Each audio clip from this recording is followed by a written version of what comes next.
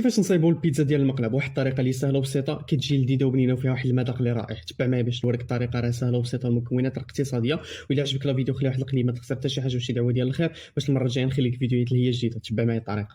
بالنسبه للمكونات غنحتاجوا الحليب ديالنا، الدقيق ديال الفينو كما كتشوفوا راه كيكون بحال ديال السميده، وهو ماشي سميده ولكن الدقيق بوحديته. دونك كما كتشوفوا الدقيق الابيض، شويه ديال الزيت، الزعتر، الخماره الفوريه والسكر ديالنا. هنا غادي نعبروا الاخوان كاس ديال الحليب كما كتشوفوا كنضيفوه بهذا الشكل هذا. نزيدوا الخماره الفوريه ونزيدوا السكر، كنزيدوا هنا معلقه ديال الزيت، وكنحاولوا اننا نضربوا مزيان. بالنسبه للملح حتى هي زيدوا شويه.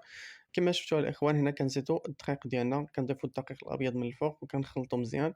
يعني العبارات راه مضبوطه الاخوان، غير بالكاس ديال العنبه تقدروا انكم تصايبوا. دونك كما شفتوا غادي نزيدوا الكميه ديال الدقيق ديال الفينو، كنضربوا الخليط ديالنا مزيان. هنا كنزيدوا نص كاس ديال الحليب، كنحاولوا اننا نخلطوا حتى القوام ديال العجينه كيجي على هذا الشكل هذا، كيجي شويه جاري. كنزيدوا ديك الكميه ديال الزعتر من الفوق وكنخلطوا مزيان على هذا الشكل هذا حتى يولي العجينه بهذا الشكل هذا. هنا غادي نغطيو العجينه ديالنا بكيس بلاستيكي غذائي، نخليوها ترتاح واحد المده ديال ربع ساعه. من بعد غادي نشدو هاد الفلفله هادي الاخوان بالالوان ديالها، غادي نحاولوا اننا نزيدو معها البصله، شويه ديال الفلفل الاسود والزيت والملحه.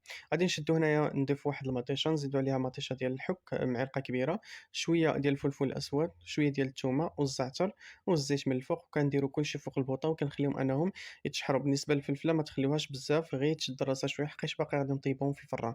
من بعد الاخوان هنايا غادي نحركوا في هذيك الصلصه ديالنا اللي صايبناها كما كتشوفوا. فضروري الإخوان أنها تحرّك باش أنها ما تحرقش معاكم.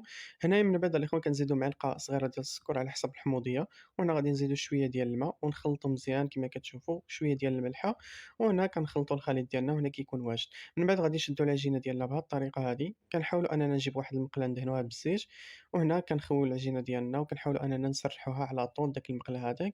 من بعد الإخوان هنا المقلة التانية غادي نضيفو فيها ديك كمية العجينة اللي بقات، وكنحاولوا أننا نغطيوها من الفوق ونخليوها واحد المدة ديال 4 ديال الدقايق حتى كيولي القوام ديالها مزيان، يعني نقدروا أننا نصايبوا بها كما كتشوفوا البيتزا. هنا غادي نقلبوها، كنضيفوا داك الصوص من الفوق، كنضيفوا الجبن ديال الموتزاريلا، كنضيفوا داك الشيء اللي طيبناه، وكنزيدوا هنا الطون من الفوق ولا الدجاج ديالكم، داك الشيء كيبقى الاختيار ديالكم.